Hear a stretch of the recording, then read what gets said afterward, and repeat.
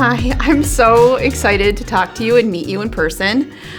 So I'm really grateful that you came and are willing to do an interview for Show Up, exclusive to Show Up. First and foremost, who are you and what do you do here? My name is Brandy Lloyd. I live in Moores, but my job is in Plattsburgh. I'm the Deputy Commissioner at the Board of Elections on the Democratic side.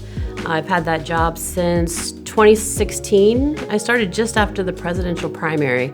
If you immediately don't go to what that was, I do. I eat, sleep, and breathe elections. But that was the primary with Bernie Sanders when he was trying to be our president, and Hillary Clinton eventually was, and we all know that. So I came in just after the presidential primary that year, so hit the ground running, and it pretty much seems like every year since then has been pretty interesting. I can only imagine. And so you've been in this position for a little bit. Yes, this will be my third presidential year. Wow. So day to day, what does your day look like? So for people that aren't familiar with that role, when you get up, go to the office, I'm assuming, what does it look like? So we're in the building in Plattsburgh, a lot of people are familiar with and visit the DMV probably most of all. Yep. And so when you walk out of the DMV, there's a hall straight in front of you. Down that hall to the right is the Board of Elections. We've also, for some reason, become information of the building. People pop in, hey, where's the bathroom? Where's the veterans office? Yep. Every day. So in our office, the Board of Elections in all the counties, every county in New York State has a Board of Elections, is made up equally of Republicans and Democrats. Currently, we have 3 Republicans and 3 Democrats. We get a question a lot of times, why? Why is it not working families or conservative? It always is determined by the governor's race, the gubernatorial election, as it's referred to as. Okay. So the line that gets the most votes, so when you fill in that circle on the Republican line for the governor or Democrat or working families, conservative, whatever it might be, the 2 that get the most are the 2 major parties in New York State. And those are the parties that are represented at the Board of Elections. So we have election specialists, deputy commissioners on both sides, and commissioners on both sides. And so my day, we're in the main office, the 4 of us. Commissioners have their own offices within. And we help customers as they come in. If they need to update their address, register to vote, if they want registration cards to take to an event, take to a school, League of Women Voters come in to grab them, whatever we can do to facilitate that. And then once you are registered to vote, we all help people vote.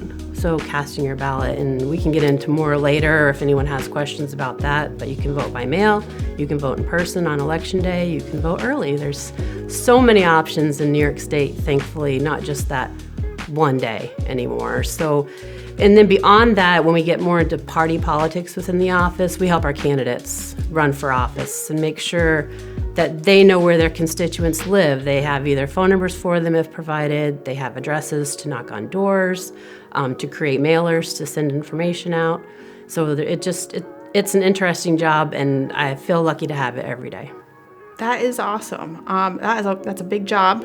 The process and qualifications to get into our local politics and the roles that you can hold locally. What is your advice to people that have been thinking about getting involved, but they don't know where to start, and they don't know who to go to? What would be your advice to those types of people?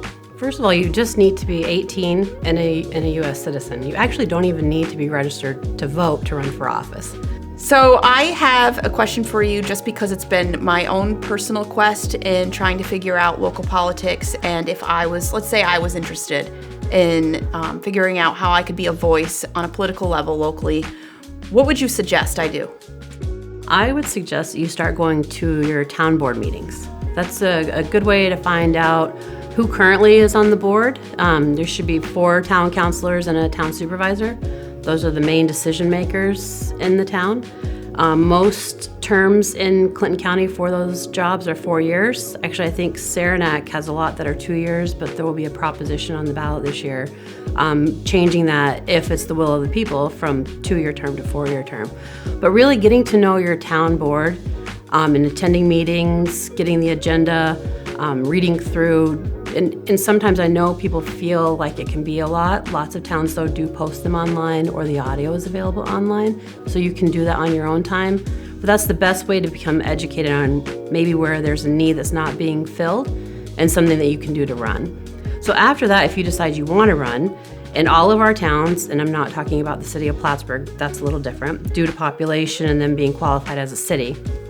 So in all of our towns like Saranac, I live in Moores, there's a caucus. Each side, each Republican Party and Democratic Party hold a caucus. It's kind of like a primary election in one night. So there's a certain time frame they have to announce it's going to happen and what positions are open, and they'll be electing or appointing a person to run. And that night you show up, you have to get someone of that party. So we're the Democratic caucus. So I would make a motion to nominate you to run for town council. It would be seconded. All those in favor, and you're on the ballot. That's how it works. If someone else shows up that night and also gets nominated to run, there would be a runoff right there on the spot with just these little pieces of paper, and put your name and the other person's name, and it's decided right there. That's interesting, and I feel like when I'm talking to you about this, it would be nice to attract some younger, strong female leads in the area for a political voice, since we have so much at stake on a national level, but it really starts with local politics. And so, with that being said, has anybody thought of maybe like a mentorship program, or like the ability to attract people that maybe are afraid to take that first step, but somebody that would be like willing to take, you're interested, you are, let's say, a strong-minded individual who is a voice of people, who knows how to connect with people, and really that's the qualifications, right? Is somebody who has good morals, good ethics, has the ability to be a leader. Who should they go to? Who should they reach out to? Isn't that what we want? We want people that care about the community and want to make a positive change or difference or contribution. And I would, again, start with the town board. Let's say your town board is all Republican and you're wanting to run as a Democrat. Then I would try to find out who in your town to talk to about that. Call the town secretary, call the town clerk or tax collector, because they're in the office a lot. They see the comings and goings of people. They probably know who to talk to, or they know who hosted the last caucus. And let them know you're interested. I would advise not to come in with an agenda and I want to run and I want to make sure that we have a pool and an ice rink and this and this. Get to know the party. I always find that's good to get your feet wet, if you will, and want to help them out and get to know them, and then go from there. And I would encourage people in towns, if you are that person that's being asked, be encouraging and welcoming, because just like churches and fire departments, we are having a hard time finding people, good, qualified, honest people to run for office. It's the same people staying in year after year because there's not the interest anymore. People don't have time for it anymore to help their church groups, join Boy Scouts or Girl Scouts, join the fire department, run for office. Exactly, and it's so important, and we're seeing it more so now than ever. So how does your work and the office that you work in really encourage people to get more involved with local races or positions? Or is that something that you feel like is kind of missing, like a team that's kind of encouraging the general public? I think that is probably a piece. It's a great idea to have mentors and have a team that encourages those. I know there are some town council members, town supervisors, they know that they're not going to run in 3 years. They know their term is up, coming up in 2 years. And they try to foster relationships throughout that term of office, knowing that they need someone good and qualified that knows what's going on then to take over. That does happen, but it needs to happen more. As far as the Board of Elections, we are not allowed to give legal advice, if you will. So if someone wants to run for office, there's the basic information that we can give you. You know, you're going to want to make sure to get people at that caucus that'll vote for you and people at that caucus that will support you. We can help them there, who to call, who to contact. But as far as techniques, that's not a job of the Board of Elections. However, being Deputy Commissioner, I can take that hat off, and I have the privilege of serving as the chair to our County Democratic Committee. And I will give you every strategy that I have learned and tried, and know that we can. If I don't know the answer, I'll try my best to put you in contact with someone that will help you win. This is Nix, and she is our show up mascot. She likes treats, and so she's going to be with us for some of the interviews, hopefully. So Brandy, what is the final message? If you were to say you're speaking to thousands of people, hopefully we get everyone to see this on Show Up. But what is your general message that if you had to leave today with something that was a takeaway? I am beyond encouraged. As soon as Kamala announced, it's almost like a weight came off of me. And at first I thought maybe it's just me and my bubble, because I was on vacation, my husband and I are camping, here we are in their camper, we're like-minded, we're both thrilled. But then the further I got out and the more people I talked to, everyone was happy. I think we were going to vote and do the right thing that we needed to do this year, no matter who was running. Like, we were behind Biden. But there's a different feel now with it being Kamala. It's energized, it's joyous. And so I would encourage everyone to stay energized and stay joyous, because right now they're trying to tell us that we're riding this honeymoon, right? And eventually this up that we're on is going to crash. But then the DNC, the Democratic National Convention, is going to happen, and that's going to lift us up. And then just when that's coming down, we're going to have our marches popping up, throughout the state, throughout the country, and that's going to keep us going. So the most important thing, of course, is to cast your ballot. That's the most important thing. But you need to have the conversations now. Make sure your daughter, before she goes off to college or before she goes off to her job in another state, make sure she registers to vote there. If she's going to college out in Syracuse, vote by mail. We can help them get their application. Talk to your neighbors. Hey, do you have a plan to vote? Well, maybe they have a hard time getting out. Well, how about you vote by mail? Some people don't trust the mail, and that's fine. There are other options. There's early voting. You just need to make that plan.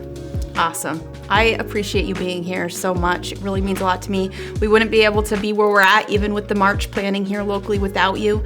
And the last little bit that I want to give the people of Show Up is basically the chats, the state chats that are happening, and everyone's trying to plan. Who should they, in their own little towns and cities, everyone's asking, who do I go to? What would be the first call or the first step? If you know a town council person in your office, I know we keep going back to that, but it starts at the local level for so many things, for your taxes and finding out who to talk to about having a march. So I would reach out to the town council, your town clerks, town tax collectors, town secretary. Just call the office, stop by, and find out who they would suggest you talk to. Because normally 9 times out of 10, they're very helpful. So I would start there. I made a call and I didn't know who to call, so I reached out to one of the counselors in the ward of the city of Plattsburgh. And we're so thankful you did. Yep. And thank you for the accolades, but seriously, we wouldn't have this group without you. And I know it's just grown exponentially beyond that, but it's the genuineness, right? And I think so many women now that are coming on board, they feel that from you because they're genuine, they're real, we're happy. Yeah, we're real people. Yeah. And that's the biggest thing, is even politicians are real people. Absolutely. And all it takes is one person to try to, start something and show up. And so we appreciate you showing up today. Absolutely. Thank you. Thanks, Brandy.